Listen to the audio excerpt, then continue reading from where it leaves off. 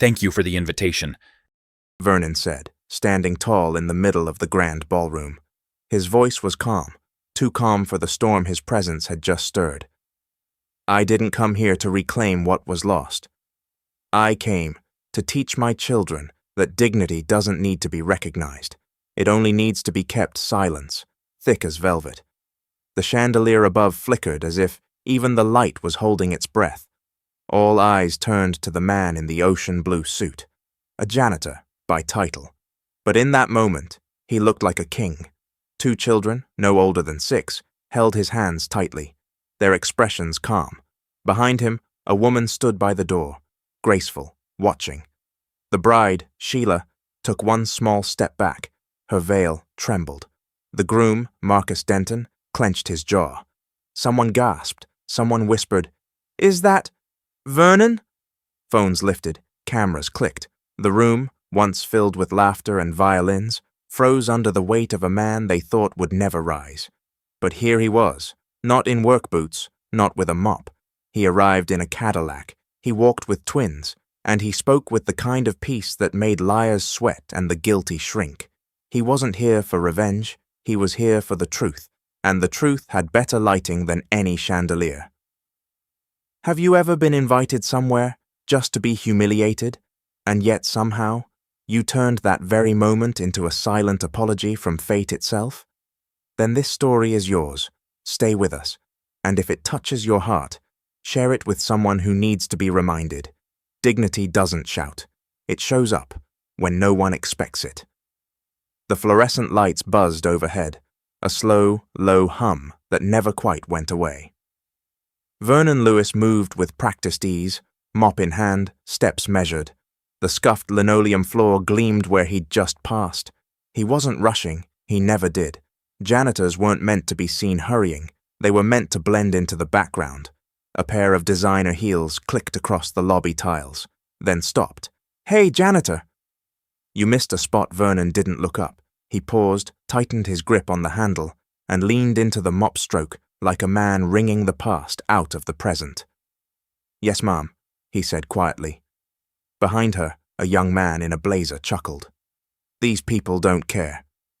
"They're just here for the paycheck," Vernon smiled, almost. But it wasn't the kind of smile that reached the eyes.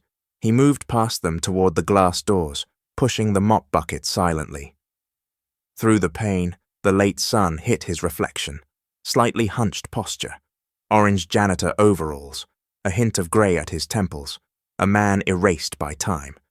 In the security booth, Chuck, the night guard, nodded at him through the glass. Vernon gave a subtle nod back. "Evening, Mr. Lewis," Chuck's voice crackled over the intercom. Vernon pressed the intercom button.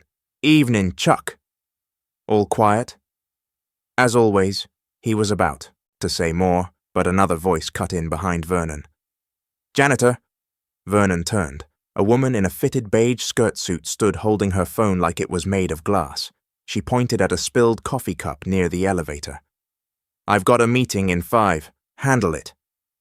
Vernon walked over without a word. He bent down, wiped the mess with a towel he pulled from his back pocket, and glanced at the woman's heels. Designer again, probably Italian. He stood, nodded once, and turned back toward the janitor's closet. The elevator chimed behind him. The doors closed. He leaned against the wall for just a second, closed his eyes, and breathed. This wasn't new, this wasn't rage, this was memory. 12 years ago, Vernon Lewis had a name on a gold-plated door. He had a pressed navy suit, a corner office, and a wife who clung to his arm like they were still in college. Now they called him Janitor, and he let them. But his silence wasn't submission, it was choice. He wiped his hands on a clean rag and glanced down the hallway, where a poster hung crookedly, "Excellence through Innovation." His reflection in the frame looked tired, but his eyes were still sharp, still watching. The past hadn't broken him, it had simply disguised him. His phone buzzed in his pocket. He pulled it out, an old flip phone with scratches across the screen. A single text. "School pickup today? Don't forget the twins' recital. Laura." He smiled then. A real one, small but warm. Stuffing the phone back into his pocket, Vernon picked up the mop again and returned to the floor. No applause, no audience, just wax and silence, and the soft rhythm of a man who had once lost everything and was now quietly building it all back. One step, one floor, one day at a time. The apartment smelled like lavender and something burning. Vernon stood in the kitchen, hands covered in dish soap, staring at the skillet he'd left too long on the stove. Sheila walked in, heels sharp against the hardwood floor. She didn't even glance at the smoke. He turned. "Sorry, I got caught up with the dishes. Don't," she interrupted, arms crossed. "It's always something, Vernon." He blinked. "What do you mean?" She motioned toward the coffee table, where a stack of unpaid bills lay half open. Her voice was cold, but calm. Too calm. "I can't live like this anymore." He froze. Soap still clung to his knuckles. "Sheila, I married a man who had dreams, not a man who gave up and started scrubbing floors." His chest tightened. "I didn't give up. You know why I left Denton Corp? I couldn't keep working for a company that you couldn't provide," she snapped, sharper now. "You couldn't adapt. You made a choice to lose everything. And you dragged me down with it." He took a slow step toward her, his voice low. "I made a choice to live with integrity. And I'm making a choice to live without it," she said, without blinking. "I've met someone. His name is Marcus Silence." The only sound was the pan sizzling behind him.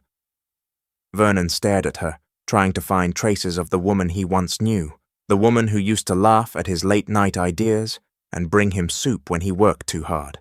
But she was already gone. She reached for her purse, slung over the back of the couch. "I'll be staying with my sister tonight.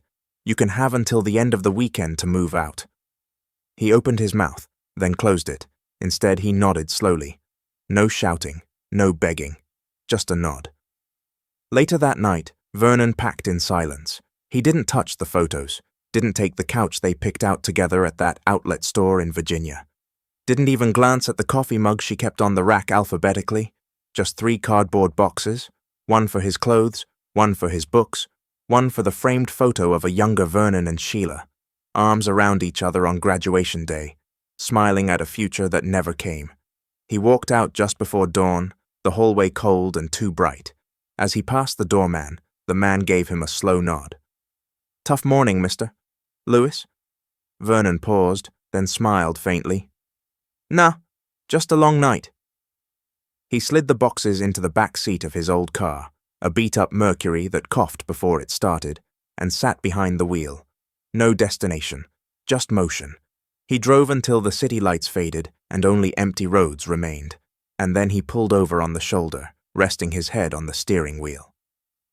There were no tears, only the sound of the engine cooling, ticking softly like a fading heartbeat.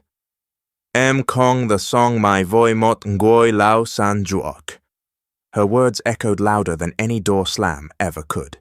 He whispered to himself, not out of anger, but out of something older, something deeper. She married a man. But she wanted a resume, and with that, Vernon started the car again. Back to the city, back to the silence, back to the long road of building something that couldn't be seen from the outside. The Cadillac's leather seats had long since cracked. The roof lining sagged in places, and the back window whistled whenever wind passed through. But it was dry. It was his. Vernon adjusted a folded blanket across the back seat, smoothing the edges like a man making a bed in a hotel he didn't belong in. A small battery lantern swung from the handle above the door, casting a yellow glow. On the passenger seat sat a chipped mug, a thermos, a half-read copy of Letters to My Daughter by Maya Angelou, and a Polaroid photo, propped up against the dashboard like an altar. The photo showed 2 young black men leaning against a fence, arms slung around each other. One was Vernon, clean-shaven, full of fire. The other was Darryl, gone now, 2 years and some change. Vernon picked up the photo and sighed. "You'd laugh if you saw me now." He placed it gently back, then leaned against the cold car door, knees bent, blanket pulled to his chest like armor. "They think I'm done, Darryl." They see the uniform, the mop, the silence. He paused. A semi-truck thundered by in the distance, shaking the car slightly. But I'm still here. I'm still breathing, still standing. He closed his eyes. Sheila looked me in the eye and chose a man with shinier shoes. That's fine. Wind rattled the car gently, a kind of lullaby for men no one waited up for. He looked back at the photo. You remember what you said that night we got jumped outside the library? His voice softened, lips barely moving. You said, don't let 'em make you flinch. If you flinch once, they'll think you're weak forever. Vernon nodded slowly, the memory blooming in silence. That night, we bled, but we didn't run. The wind moaned through the crack in the window. A dog barked somewhere far. He pulled his coat tighter around himself and whispered, They laugh, Darryl. But I'm still standing, and in that moment, the old Cadillac didn't feel so empty. It felt like a ship, quiet, weathered, but moving through something bigger than itself. It was just after 5. The sun hung low, painting the sky in soft golds that made even the worn-out walls of the apartment complex shimmer like something holy. Vernon pushed his mop bucket past the old mailroom when he heard it. A faint zzz, followed by a high-pitched scream. Without thinking, he dropped the mop. A little boy, couldn't have been more than 7, stood frozen near the outdoor fuse box, one hand reaching toward a wire that sparked angrily. His shoelaces dragged in a puddle, one step away from turning that puddle into a trap. Vernon lunged. He grabbed the boy by the waist, pulling him back just as the wire sparked again, snapping loudly. They hit the ground hard, Vernon cradling the boy's head to his chest. Hey, you okay? He asked, checking the boy's face. Wide brown eyes blinked up at him. Then tears, but he nodded. Footsteps thundered down the stairs. A woman in scrubs and a messy ponytail rounded the corner, panic in her voice. Eli? Eli! The boy ran into her arms. She dropped to her knees, holding him tight. Oh my God, baby! Are you hurt? I'm okay, Mommy, the boy whimpered. The janitor saved me. Vernon stood up, brushing off dust from his overalls. He was about to slip away when the woman looked up. You saved my son, she said. Her voice was breathless, shaky, full of something old and painful. I was nearby, Vernon replied, quiet as ever. She stood. That box has been broken for weeks. I've told maintenance twice. They never... She stopped. I'm sorry. I'm Laura, Vernon. Thank you, Vernon. Really? A second child, this one a girl, maybe Eli's twin, peeked from behind the railing. Mama, who's that man? Laura smiled through exhaustion. That's the man who kept your brother from becoming a fried chicken wing. The girl giggled. Vernon cracked a half smile. Laura reached into her bag. I don't have much, but... He raised a hand gently. No need. But Laura didn't back down. Okay, then dinner. I'm fine. You eat in that car every night, don't you? That hit him like a quiet arrow. She continued, not unkindly. I've seen you sleep in it. Outside Building D. Look, I've been there. I was there. No judgment. Vernon hesitated, then nodded once. One meal. Her apartment was small but warm. Toys underfoot, drawings on the fridge, air thick with garlic and onion. Eli and his sister, Lena, talked a mile a minute. Laura cooked while Vernon sat stiffly at the small table, hands folded like a guest in someone else's life. Over spaghetti and boxed cornbread, they talked. I'm a nurse, Laura said. Night shifts mostly. Twins weren't planned, but they're the only thing that kept me going when my ex walked out. Vernon didn't speak of his past, but he listened, closely. After dinner, the kids dozed off watching cartoons. Laura poured 2 glasses of iced tea and sat across from him. You got people? She asked. Had a brother. Army. Passed. She waited, sensing more. My wife left 3 years ago. Sorry. Me too. Silence. Not awkward, just understood. She looked at him. You're not like most men I meet. He looked back. Neither are you. She smiled, a little sad. We're just 2 broken clocks, huh? But even a broken clock's right twice a day. Vernon said. Laura laughed. It wasn't loud, but it was real. That night, Vernon didn't sleep in the Cadillac. He didn't stay either. But as he walked away, he glanced back. For the first time in years, he wasn't invisible. And in the window above, 2 small faces watched him go. It was supposed to be his day off. But Vernon heard the coughing pipes before sunrise. The sound echoed through the corridor, rhythmic, metallic, like an old man gasping for breath. He followed it. 3rd floor, apartment 3B, Laura's. The front door was slightly ajar. She must have left in a rush. A hospital badge hung from the doorknob. He knocked softly. No answer. Inside, the twins were still asleep on a shared pull-out couch, curled like commas. He stepped in quietly. The kitchen sink hissed like a wounded animal. Water dripped relentlessly, soaking into the wooden counter. Vernon opened the cabinet below. The pipe had come loose from its bracket. A cheap sealant job, the kind done in a hurry by someone not paid enough to care. He fetched his small tool pouch, old, rusted, but loyal, from his locker, and got to work. He didn't bang or grunt or curse like maintenance guys usually did. Just silence, patience, purpose. By the time Laura returned at noon, the pipe was fixed. The counter was dry. The twins were coloring at the table with half-eaten cereal bowls in front of them. She froze in the doorway, sweaty from her shift, holding a grocery bag. "Did you—" He stood, wiping his hands. "Pipe came loose." "I know. I've been trying to get the building to fix it for weeks. They didn't. So I did." She looked at him for a moment, as if trying to solve a puzzle too personal to speak aloud. Then she handed him something from the bag. A small plastic container, still warm. Rice, baked chicken, sautéed kale. Homemade. "You didn't have to," Vernon said. "I know," she replied. "But maybe you need to eat something that didn't come from a vending machine." He took it with both hands, gently, as though the warmth might vanish if he held it too tight. Back in his Cadillac, parked beneath a flickering streetlight, he sat with the meal in his lap. He didn't open it right away. He just stared at it, a simple, beat-up Tupperware. A plastic fork tucked beneath the lid, a folded napkin. That was the part that got him. The napkin. He whispered to no one, "How long's it been since someone packed me a meal?" The car creaked slightly as the wind passed. He closed his eyes, let the warmth of the food seep into his palms. In that moment, Vernon didn't feel strong, or composed, or stoic. He felt seen, not because of a grand act, but because someone, somewhere, thought he was worth feeding. He opened the lid, steam rose, he smiled, just a little, then he ate, slowly, quietly, like a man remembering he still had a place in the world. The school had hired an outside firm to overhaul the heating system before winter set in.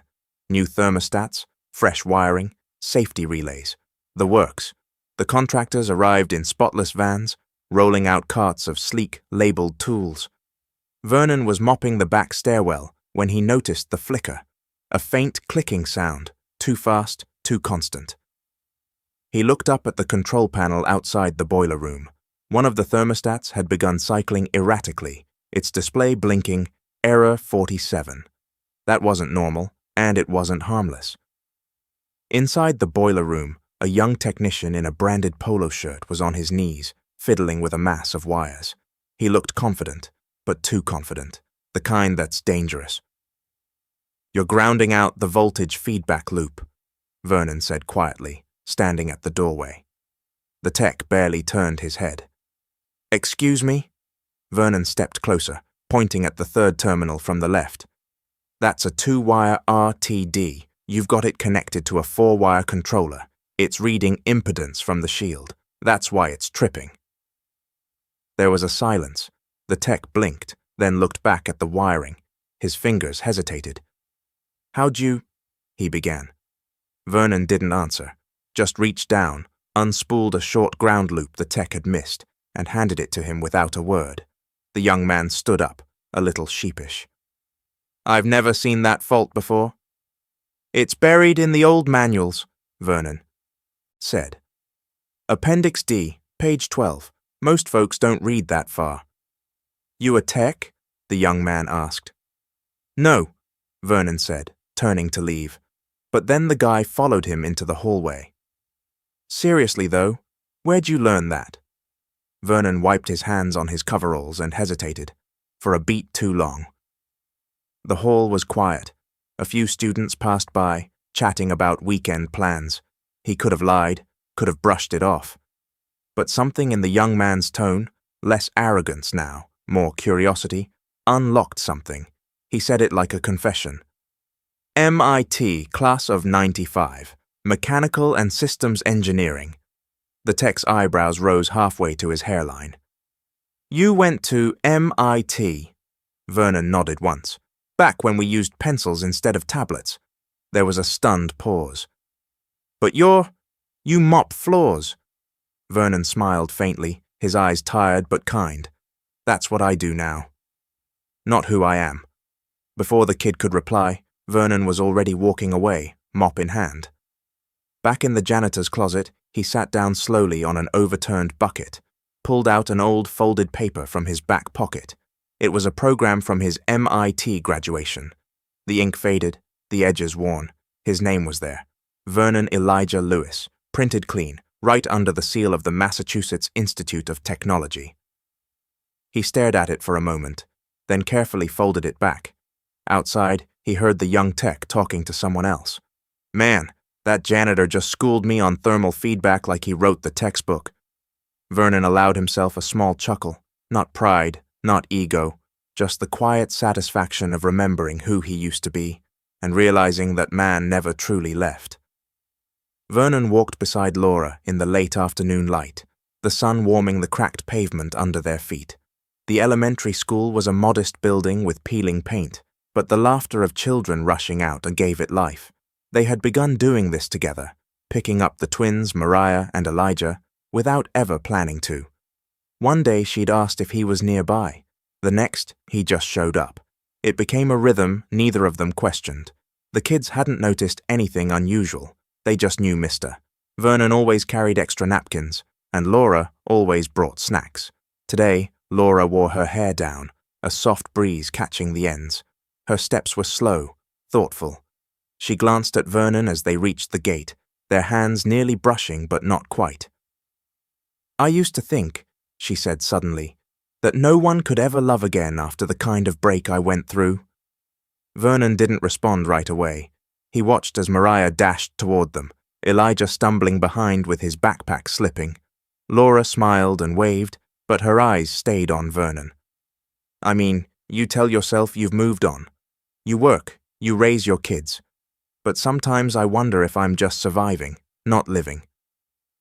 Vernon bent to pick up Elijah's math folder that had fallen. Then he stood upright, and for a moment the noise of the children faded. I don't think I have a heart left to love with, he said slowly. Not the way I used to. Laura turned to him, eyes wide, not in offense, but curiosity. But those two, Vernon nodded toward the kids, they gave me something back. Not all at once, little pieces, a laugh, a sticky hand in mine. A drawing slipped into my jacket. He paused. They reminded me of who I used to be, back before the world told me I was nothing. Mariah ran up and hugged his leg, smiling with peanut butter on her cheek. Elijah launched into a story about a classroom turtle named Speedy. Laura watched the way Vernon knelt down, fully present, listening as if nothing else mattered. She blinked a few times, then looked away. Her voice was almost a whisper. They don't just need a father. They need someone who knows how to stay, even when it hurts. Vernon looked up at her. I don't run anymore. And he meant it.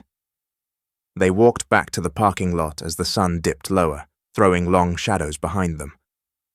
Laura didn't say anything more, but she didn't let the silence settle like before. It felt lighter, almost like hope. Laura's new job was at a local tech firm, small, ambitious, messy, the kind of place where wires dangled from ceilings and nobody knew who was in charge of the janitor closet. She was temping in HR, handling files, onboarding, and the occasional coffee run when the office microwave shorted out and tripped the breaker. The entire second floor lost power. People groaned. Meetings froze mid-presentation. The IT guy blamed the interns. Someone mentioned calling a contractor. Laura picked up the phone, then paused. Vernon, he was nearby, picking up the twins from school, and happened to have his tools in the trunk. It was never an official thing. He just never stopped carrying his kit, the habit of someone who used to fix things no one saw. "Are you sure?" she whispered, holding the phone. Vernon just nodded and followed her in. By the time the receptionist noticed a man in janitor overalls was working on their fuse box, Vernon had already isolated the issue and begun rerouting power. No manual, no blueprint, just his steady hands and memory. It wasn't glamorous, kneeling on carpet stained with coffee, sweat beading on his forehead under fluorescent lights, but it was precise. Vivian Kane, the CEO, had come down because her Zoom meeting cut out. She didn't yell. She watched. A woman in her late 40s, sharp suit, sharper instincts.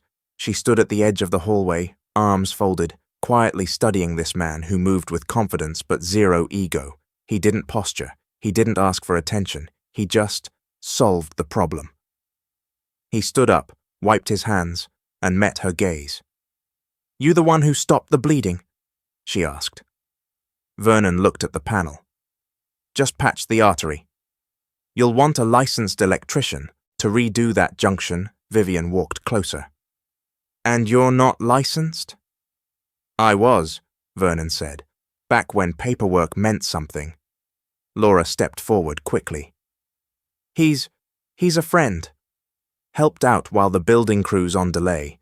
Vivian didn't blink. "And you let just anyone near your power lines?" "He's not just anyone," Laura said, a little firmer than expected. Vivian's eyes returned to Vernon. "You ex-military?" "No, ma'am." "Then where'd you learn to read junction schematics like a map?" He didn't answer right away. Then quietly, "MIT, class of 95. A pause. Even the humming hallway seemed to still.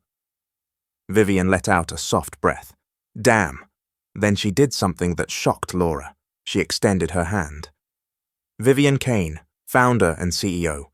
We've got a mentorship board, think tank style, advisory only, no suits, no politics, just brains and backbone. You interested?" Vernon raised an eyebrow. "You don't even know my last name." "I will," she replied, "if you say yes." He looked down at his oil-streaked hands, the calluses, the dirt under his nails, then back at her manicured fingers, her crisp blazer. "Let me think about it." Vivian smirked. "You've got 1 hour. After that, I assume you like crawling through ceilings for fun?" She turned and walked away, already texting someone. Laura's mouth was open. "Vernon," she whispered, "did you just get recruited by a CEO?" "I think," he said slowly, "I just got offered a seat at a table I stopped dreaming about years ago." Laura stared at him, eyes wide. The man who lived in a Cadillac, the janitor who spoke like an engineer, the stranger who'd fixed her sink like it was a broken clock, and now the man being courted by a tech CEO. She laughed softly, in disbelief. "What are you going to do?" Vernon looked out the tall office windows, where the afternoon light glinted off traffic and glass towers. "I'm going to wash my hands," he said, with a rare smile, "and then I'm going to say yes." The room smelled of fresh carpet and whiteboard markers. Vivian leaned back in her chair, her expression unreadable, tapping a capped pen against the table. Across from her, Vernon sat silent, not nervous, just still. They had been meeting weekly now, just the two of them, after hours, when the office was empty and the air didn't hum with ambition. He'd become a quiet advisor, poking holes in bad engineering and asking questions that made even the senior architects pause. Today felt different. Vivian didn't ease into it. She pushed a folder across the table. "We want you in," she said. "Equity, Class C shares, fully vested after 12 months, partial voting rights, same structure we offer our co-founders." Vernon didn't move, not a blink, not a breath. Vivian clarified, "This isn't charity. This isn't thank you for helping with the wires." He finally looked down at the folder, crisp new, his name typed neatly on the label. She continued, voice low. It's because you see things my engineers don't. You caught flaws in the failover matrix that our QA team missed for 6 months. You mapped out an entire product vulnerability just by glancing at a dashboard. Still, he didn't speak. You see the whole system, Vivian said, leaning forward. Not just the code, the people, the weak points, the places it breaks when no one's looking. That's rare. That's what keeps this place from going under. Vernon reached for the folder, his fingers closed around it slowly. No shaking, no tears, but his hand gripped it tighter than necessary. White-knuckled, like it might disappear. Vivian noticed. She didn't comment. Instead, she added softly, "This isn't about redemption. It's about value, and we see yours." He looked up, eyes steady. "What if I break it?" "You won't." Silence again, but not uncomfortable this time, more like reverence. Vernon finally nodded once, not dramatic, not triumphant, just real. "I'll do it." Vivian stood, extended her hand again. He stood too, but didn't shake it right away. He glanced at his hand, still bearing the grime of repair, scars from years past, a small burn mark near the wrist. Then he took hers, firm, measured. Two people who had nothing in common on paper, but something in spirit. As they left the room, Vivian turned back. "By the way," she said casually, "you'll need to pick a title. Your badge can't just say custodial consultant forever." Vernon gave the smallest smile. "How about observer?" Vivian laughed. "You're allowed to have an ego, you know." I'm not sure mine remembers how. But there was warmth in the way he said it. Later, alone in the hallway, Vernon paused by the office window. The city lights blurred behind the glass. His reflection looked back, older, worn, but somehow taller. His hand still held the folder. He didn't open it yet, didn't need to, because this wasn't about the paperwork. It was about something else, that someone had seen him again, really seen him, and this time, not as a relic, but as a reason. The envelope was cream-colored, heavy, embossed with gold trim. It didn't come through the front door. It had been hand-delivered, slipped beneath the windshield wiper of Vernon's Cadillac like a ghost from a different lifetime. He stared at it for a full minute before touching it. There was no name on the front, just his old apartment number. Inside, a wedding invitation. Sheila Taylor and Marcus Everett request the honor of your presence at the celebration of their union. The date, the venue, the time, and at the bottom, written in her handwriting, "Thought you'd want to see how far we've come." Vernon closed the card slowly. The Cadillac creaked slightly as he leaned back in the driver's seat. The twins were inside with Laura. He hadn't told them yet. He didn't need to, because his silence already spoke volumes. That night, the kitchen light was soft. Laura dried dishes while Vernon wiped the table. No music, just quiet. Then she said it, low and careful. "You got something today?" He didn't deny it. "Yeah." "You gonna tell me what it is?" Vernon nodded toward the envelope resting on the counter. Laura picked it up, read it. Her eyes scanned faster the further down she went. Her hands stilled. "Sheila," she whispered. "She's marrying Marcus?" "Apparently so." She set it down gently, then looked at him, really looked. "You thinking of going?" Vernon didn't answer right away. He rinsed a cloth, wringed it out. "I'm not going to fight," he finally said. "I'm not going to make a scene." "That's not who I am anymore." "Then why?" she asked, gently but firmly. "Why walk into that room again?" He sat. His voice was low, almost lost in memory.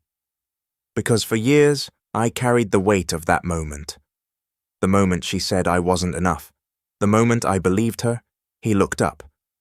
"I need to walk through that door, not as the man she left, but as the man I became without her." Laura swallowed. "But why now?" "Because my story doesn't belong to her anymore," Vernon said, "and it's time I stopped letting her name write the ending." There was a long pause. Laura nodded, lips pressed together, then quietly said, "You don't owe anyone a performance." "I'm not going for them," he replied. "I'm going for peace." Then she did something unexpected.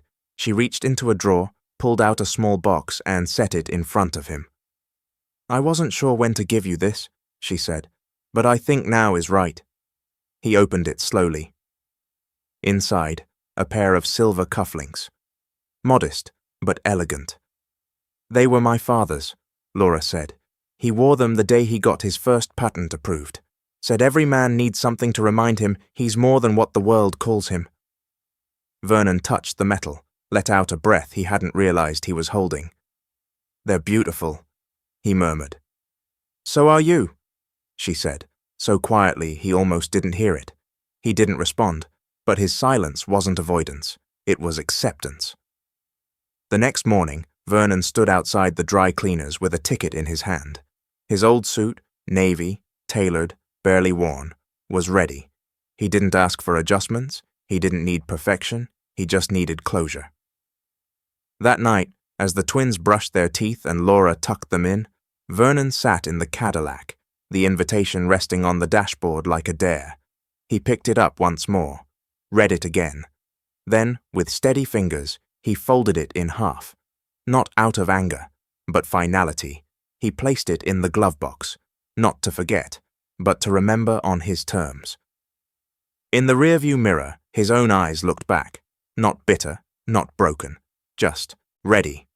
And for the first time in a long time, he wasn't afraid of his past, because this time he was walking straight into it, with dignity in his chest, and peace at his side.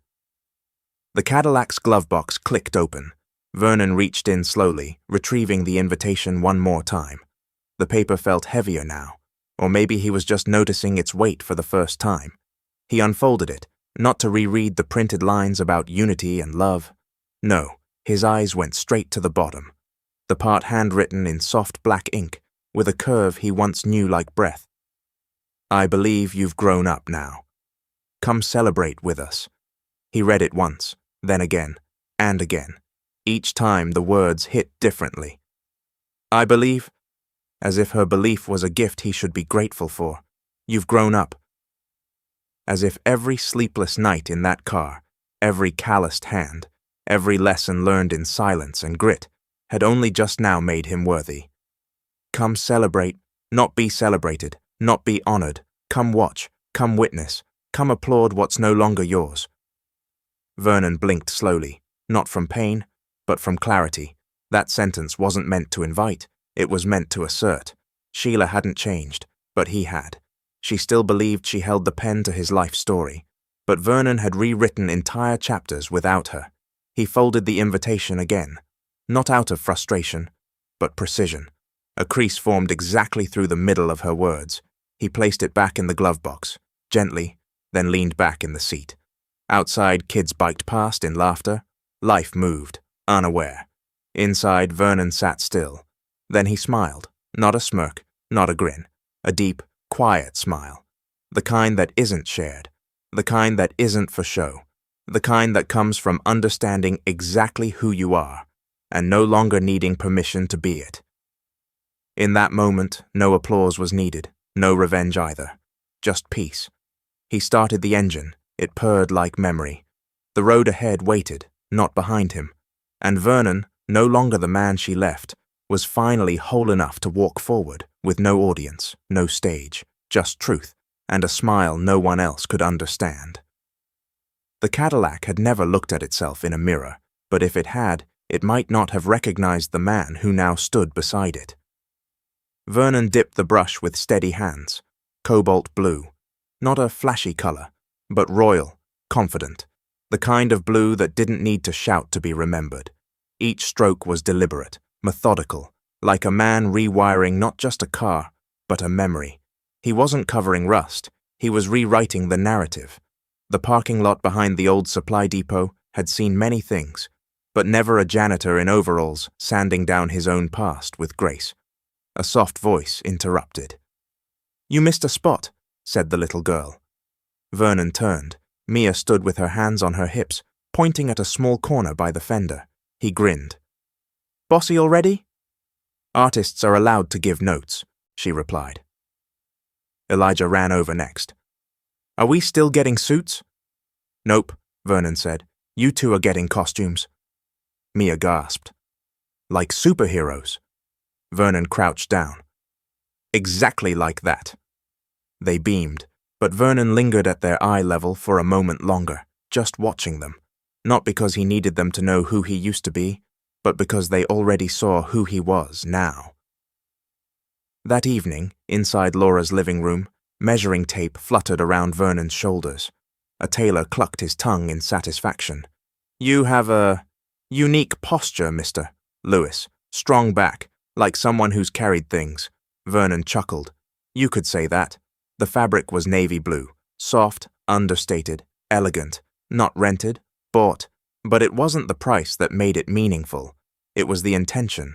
He'd worn uniforms most of his life, janitor grays, construction tans, safety vests, but this time he chose what draped his skin. A suit not to impress, but to arrive. When the tailor left, Laura appeared from the hallway, holding 2 clip-on ties. One is silver, she said, and the other is, well, this. She held up a ridiculously sparkly, bright gold tie. Vernon stared at it. Please tell me the second one was a joke. Nope, said Mia, popping out from behind the couch. It's our favorite. You'll look like a prince. A what now? Vernon asked, laughing. A prince, Elijah echoed, like the kind in stories. Vernon raised an eyebrow. I thought you said I looked like a superhero. Mia shrugged. Some people are both. He held up the gold tie, defeated. Fine. But just this once, Laura moved closer. He didn't see her at first, but when he did, she was already at his collar, gently adjusting the shirt fold, smoothing the lapel. She didn't say anything, not for a long second, then softly, You don't have to prove anything to anyone tomorrow. Vernon's breath caught. She looked up into his eyes. But if there's one person who deserves to see the real you, it's you. That silence returned, not awkward, sacred. He nodded slowly. Yeah, then smiled. Guess it's time he met me too. The sun rose, soft and slow. Vernon stepped back to look at the Cadillac. It gleamed, not perfect. There were still dings, dents, signs of survival, but it wore them with pride now, like badges. Laura stood at the doorway, arms folded, watching him, her expression unreadable, except for the slight upturn of her lips. Your chariot awaits, she said. Vernon opened the back door for the twins. Royal guests first. They clambered in, grinning, suits slightly oversized, but hearts big enough to fill the world. He closed the door, then paused. One hand rested on the roof, eyes closed. He took a breath, not because he needed air, but because for the first time in years, he wasn't inhaling shame. He was breathing presence and dignity. He walked to the IUIM, driver's side, stepped in, started the engine. It rumbled like it had something to say. And Vernon? He smiled. The road stretched ahead, unfamiliar, yet peaceful. Tomorrow would wait. But today, he arrived. The violinist paused mid-note. A low murmur ran through the room, like a ripple before a wave. Marcus stood stiff at the altar, adjusting his cufflinks for the 4th time. His tie was perfect, his suit, custom-fitted, but his fingers still trembled. The pianist resumed a soft melody. Sheila entered, veil draped, gown glittering with silent declarations. Her smile was polite, practiced. She scanned the room, once, then twice. Still no sign of him. A hush fell over the crowd as the officiant cleared his throat. The ceremony had begun. Sheila stepped slowly down the aisle, chin lifted, eyes trained on the altar. The guests rose, phones in hand, whispers tucked behind forced smiles. But then, a sound outside, a deep, rolling purr. Not the kind of car you rent, the kind you rebuild with your own hands. Heads turned, even the pianist faltered. Through the massive glass doors of the grand ballroom, a blue Cadillac pulled into view. The sunlight kissed its new coat, shimmering like purpose itself. Sheila stopped mid-step. Marcus's brows tightened. The valet blinked, frozen. A child's hand emerged first from the back seat, then another, Two small figures in matching suits stepped out, straightening themselves like tiny guardians. The doors swung open wider, and there he was, Vernon Lewis, not in gray coveralls, not behind a mop, but in a deep ocean blue suit that caught the light like quiet thunder. His shoulders square, chin high, he held no invitation, but he didn't need one. His children walked beside him, each holding one of his hands, their heads proud, eyes steady. The room turned toward him, as if drawn by something magnetic. Even the chandeliers seemed to hum differently. Sheila's bouquet slipped just slightly. Marcus whispered, "Who the hell invited him?" But no one answered, because Vernon didn't crash the wedding, he became the center of it, and as he stepped into the aisle, not to disrupt, not to beg, not to reclaim, but simply to stand, the room forgot to breathe. The Cadillac door shut with a quiet finality. Vernon didn't rush. He stepped forward like a man who had waited long enough for the world to quiet down. His ocean blue suit caught every chandelier in the ballroom, like they all tilted slightly to light him better. He didn't flinch, didn't scan the room for approval. His eyes, calm and unhurried, took in the faces turned toward him, then passed right through them. On his left, his daughter's tiny hand clutched his finger. On his right, his son squared his shoulders like he'd seen his father do 100 times. And behind them, just a few steps, came Laura. No pearls, no diamonds, no need. Her dress was simple, soft green, like spring had returned in the middle of someone else's winter. Her gaze was steady, proud, not loud, but unshaken, like she belonged here even if no one had said it out loud yet. The carpet stretched long beneath their steps. The silence inside cracked, one gasp, then another. The photographer lowered his camera. A bridesmaid's mouth parted, blinking in disbelief. Marcus whispered harshly, "Who is she?" But his voice barely reached the pews, because all eyes were still on Vernon, and the quiet nobility with which he moved. Not a man here to shame, not a man here to take back what had been lost, just a man, whole again.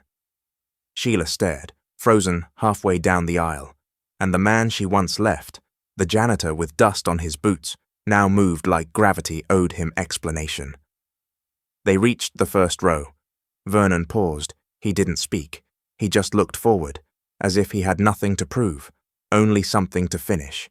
And in that silence, something unspoken passed between him and every person who had ever written him off. A reckoning, gentle, but irreversible. Vernon stood beneath the chandelier's glow, his fingertips brushing the edge of the microphone. The room had never been so still. Even the string quartet in the corner had forgotten to breathe. He looked out, not at anyone in particular, just out. "I used to live in a broken-down Cadillac." His voice wasn't loud, but it traveled like thunder over still water. Engine failed in winter. Windows stuck, rust curling up the sides like the past trying to crawl back in. A faint shifting sound. Someone put down their champagne flute. There were nights I'd shiver so bad I thought I'd rattle the whole street. But I stayed, parked by an old lot, no heater, no money, just a blanket and a photo of a man I once knew, back when I had a name that people said with respect. He looked down at his hands, palms worn, knuckles still calloused. I scrubbed floors, picked gum off bathroom stalls, pushed carts no one saw, and for a while, I thought maybe that was it. That was all I had left. He exhaled, slow, measured. But you know what I learned sitting in that Cadillac with nothing but silence? He looked up again. That rock bottom, it don't echo shame, it whispers clarity. Now people were listening, not just hearing, listening. See, when you lose everything, your title, your home, your pride, you finally see what you never lost. He tapped his chest gently. Your worth doesn't live in square footage or paycheck commas. It lives here. Always did a murmur from the back. Someone wiped their eye. He turned slightly toward Sheila, but not directly, like a breeze passing near a closed window. I didn't come here to interrupt. He gestured with an open palm. I didn't come to ruin anything. or reclaim anything, a pause. I came to thank you. That word cracked the tension in half. Because when you left me, when you said, what was it again? He raised his eyebrows slightly, not cruel, just honest. I can't be with someone who just mops floors. A few guests shifted uncomfortably. Vernon nodded slowly. It hurt. God, it did. But pain, real pain, is a fire, and fires don't just burn things down. Sometimes they forge. Now his voice deepened, not in volume, but in soul. If you hadn't walked away, I would have never walked inward. I'd never have met those two little miracles who call me Dad now. He glanced at his children in the front row. I'd never have met a woman who didn't look at my uniform, but looked at me. He let that land. I'd still be living someone else's idea of success, instead of discovering my own. He stepped forward slightly, lowering the mic just a touch. You gave me the gift of loss. And in that emptiness, I found truth. More than one guest was openly crying now. And the truth is this. He stood tall. I don't envy what you have. I don't resent what we lost. I cherish where it all brought me. He looked straight ahead now. Calm, whole. I came here not to take anything back. A slow, clear breath. But to finally put it down. He placed a folded piece of paper gently on the podium. No one could see what it was. That didn't matter. He stepped back. And in that moment, not a soul moved, not a throat cleared, not a camera clicked, because every person in that room felt it. The floor had just shifted beneath them. The janitor had just cleaned the room of every lie they'd ever told themselves about worth, and walked away with everything. Marcus blinked. Once, twice. He didn't sit, couldn't. The room was still frozen from Vernon's speech, but now a new chill swept through it. Sharp, invisible, lethal. In the far corner, Vivian stood. No one had noticed her slip in. No grand entrance, no spotlight. Just a woman in a navy silk dress and a quiet nod of acknowledgement. She stepped forward and handed a thin folder to the officiant. Calmly, efficiently. The officiant, confused but obliging, passed the folder to Marcus. The groom looked down. His hands trembled. He opened it. His eyes scanned the title page. Preliminary Supply Chain Joint Venture. Edgeline Materials plus L&V Sustainable Tech Group. He kept reading, faster now, trying to outrun the sinking feeling in his gut. Page 2, Stakeholders, Vivian Zhou, CEO, Edgeline Materials. Vernon Lewis, Partner, L&V Sustainable Tech. Laura Brooks, Co-founder, L&V Sustainable Tech. His lips moved, but no sound came out. Then it hit. Vernon Lewis, he whispered. He turned to Sheila, who hadn't moved. Her face, perfectly made up for the ceremony, had gone stark white. Marcus looked back at the stage, where Vernon stood near the exit, gently guiding his children by the hand. He tried to laugh. This is a joke, right? No one answered. Vivian stepped forward now, voice steady. You were supposed to meet our new joint partner tomorrow. We accelerated the timeline. She turned to Vernon. He's already signed his half. Marcus swallowed. You mean this deal? This company? This is his? Vivian tilted her head. Half of it, yes. The better half, some would say. Marcus staggered back half a step. No, that's not possible. He scanned the room. This man, he was homeless. Sheila said he was a janitor. Sheila flinched. That one word, now echoing in her own mind like a mistake you can't take back. Vivian didn't blink. He was a janitor, and a structural systems engineer, and an MIT graduate, and a better man than most I've met in boardrooms. Someone in the audience gasped. Vernon hadn't spoken once, hadn't needed to. He simply stood still, not gloating, just whole. Vivian took the final step forward and said it clearly. You're not about to sign with a company, Marcus. You're about to kneel at the table of Vernon Lewis silence, and then, one sharp breath from the crowd, the kind that slips out when you realize everything you assumed was upside down. Marcus lowered the folder, no power in his voice now, just disbelief. He built this? Vivian nodded, brick by brick. While everyone else looked away, Marcus looked at Sheila again. She wouldn't meet his eyes. She couldn't. And Vernon? He turned. No fanfare. Just a quiet exit with his family. But as he passed Vivian, she said softly, only for him to hear, "They'll write headlines about today." He smiled. "I didn't come to be a headline," and walked into the sun. The silence hadn't faded when the clatter broke it. A metallic thud echoed from the reception desk. Everyone turned. The paralegal, young, flushed, and confused, held up a sheet of paper. "This just came through the fax machine." "No one sends faxes anymore," someone muttered. Yet there it was. One page, black and white, crisp, untouched. He carried it toward the front where the wedding lawyer had set up his contract table. "There's no sender listed, no header, just this." The lawyer took it, eyebrows raised. Then his face changed. First confusion, then recognition, then ice. Sheila's voice cut the tension. "What is it?"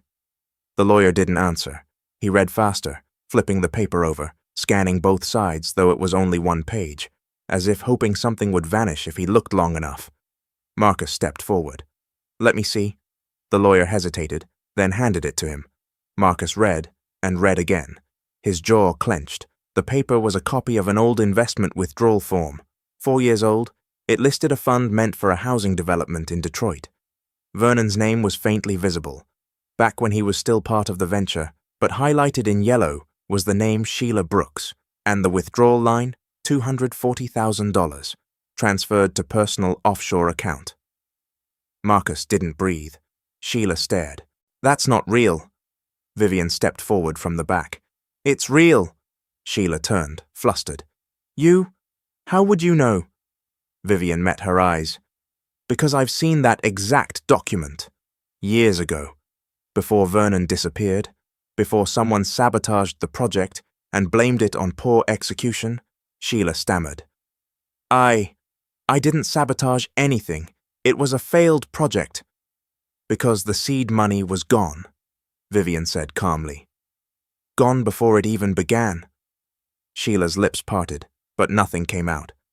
Marcus didn't speak. He just folded the paper, then handed it back to the lawyer, and slowly took off his wedding ring, still unused, still cold.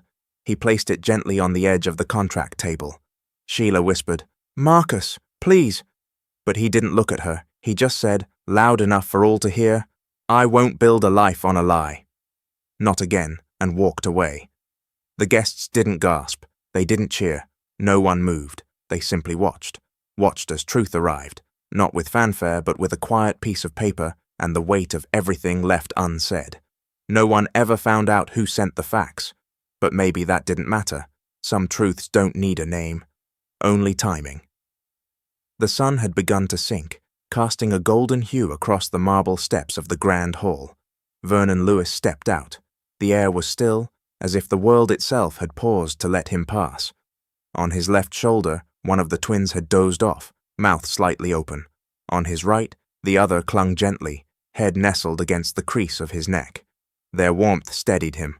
Laura walked beside him. She didn't say a word. She didn't need to. Her hand found his, fingers locking like it had always belonged there. Behind them, the hum of whispers and stunned silence from the wedding hall began to fade. Vernon didn't look back. He had no need for validation, no craving for applause. He had come not to make a scene, but to close a wound, not just for himself, but for anyone who had ever been discarded and made to feel less than they were. As they reached the Cadillac, painted fresh like a promise, Vernon gently opened the door. Laura helped the children into the back seat, careful not to wake them. Then she turned, smoothing the lapel of his sea blue vest. Her thumb brushed the edge of his collar, a simple act of care. But in Vernon's world, it was sacred.